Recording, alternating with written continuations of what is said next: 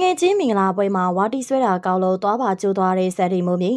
မကြသေးရင်ကကျင်းပလိုက်တဲ့မင်းသားကောင်းပြည်တဲ့မော်ရီတနာဘိုးတို့ရဲ့မင်္ဂလာလက်မှတ်ရေးထိုးပွဲလေးမှာအမှုပညာရှင်လုပ်ဖို့ကင်ဘတ်တွေလည်းတက်ရောက်ခဲ့တဲ့ထဲမှာတငယ်ချင်းဖြစ်သူမင်းသမီးဆက်ဒီမိုးမြေလည်းပါဝင်ပါပဲ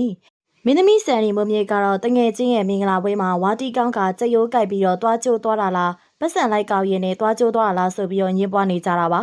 ဗီယိုနဲ့ရုပ်ရှင်တရုပ်ဆောင်မင်းသမီးလေးဆန်နီမိုးမြင့်ကတော့ပိုရိသတွေကြားမှာနာမည်ကြီးအောင်မြင်နေတဲ့မင်းသမီးလေးတစ်လက်ပါမင်းသမီးလေးဆန်နီမိုးမြင့်ကတော့ဇကားတွေမှာပါဝင်တရုပ်ဆောင်တာမျိုးမတွေ့ရတော့တာအခြေတစ်ခုကြာခဲ့ပါပြီမင်းသမီးဆန်နီမိုးမြင့်ကတော့ဇကားတွေရှိတ်ကိုမနေပဲဂျင်းလေးစော့ကကိုလှပတွေမပြက်စီးရအောင်ထိမ့်သိမ့်နေတာမျိုးကိုတွေ့ရပါတယ်နောက်ပိုင်းဆန်နီမိုးမြင့်တယောက်ပွဲလန်းသပင်တက်တာမျိုးကိုလည်းတွေ့လာရပါတယ်ဒါပြင်မင်းသမီးဆယ်ရီမွန်မြဟာအခြားမင်းသမီးတွေထက်ဆိုင်ရင်ပို့ပြီးတော့ဖက်ရှင်အမြင်ရှိပြီးတော့ခစ်ရှေ့ပြင်းနေတဲ့မင်းသမီးတစ်လက်လို့ပြောလို့ရှာပါတယ်မင်းသမီးဆယ်ရီမွန်မြကတော့ပြီးခဲ့တဲ့ရက်ပိုင်းလောက်ကမှကျင်းပထားတဲ့မင်းသားကောင်းပြည်နဲ့မော်ရီတနာဘိုတို့ရဲ့မင်းသားဆောင်လက်မှတ်ရေးထိုးတဲ့ခန်းနာလေးကိုတက်ရောက်ခဲ့တာပါ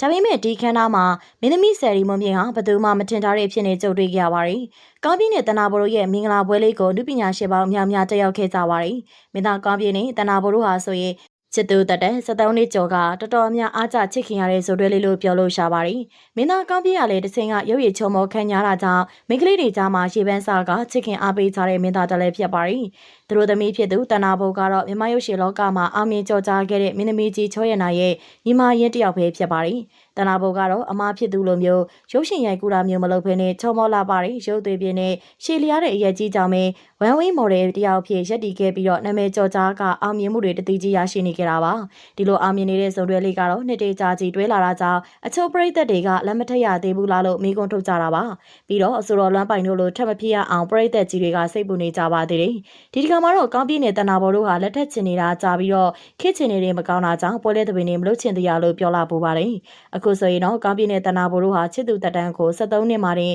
ရက်တက်လိုက်ကအိမ်အောင်တက်တန်းကိုစပြုလိုက်ကြပါပြီဒီလိုမင်္ဂလာပွဲကိုတော့နှစ်ဖက်မိဘဆွေမျိုးတွေနဲ့တူတိုက်တိုက်ဝေါ်ဝေါ်ကျင်းပခဲ့တာပါဒီလိုမင်္ဂလာပွဲကျင်းပနေတဲ့ချိန်မှာတွားကြိုးသွားခဲ့တာကတော့မင်းသမီးဆန်ဒီမိုးမြင့်ပါမင်းသမီးဆန်ဒီမိုးမြင့်ကကောင်းပြည်တို့မင်္ဂလာပွဲမှာအကောင့်တိုင်းပဲပါဝင်ဆင်နွှဲနေပါသေးတယ်ဒါပေမဲ့ပရိသတ်ကြီးတွေသတိထားမိတဲ့ဓာတ်ပုံတစ်ပုံမှာတော့ဆန်ဒီမိုးမြင့်တယောက်ဘဲဘက်ထောက်ဆုံးကတွားကြိုးနေပါတယ်ဒီလိုတွားကြိုးရတဲ့အကြောင်းရင်းဟာမင်္ဂလာဆောင်မှာဝါတီဆွေရင်ကျရိုးကိုက်မိလို့တွားကြိုးသွားတာလားအလိုပစံကိုအလူရက်ကောက်ရင်းနဲ့တွားကြိုးသွားတာလားလို့ပရိသတ်ကြီးတွေကမိကွန်းထုတ်နေကြတာပါဗီယိုရဲ့အဆုံးထိကြည့်ရှုအားပေးခဲ့ကြတဲ့ပရိသတ်တွေရော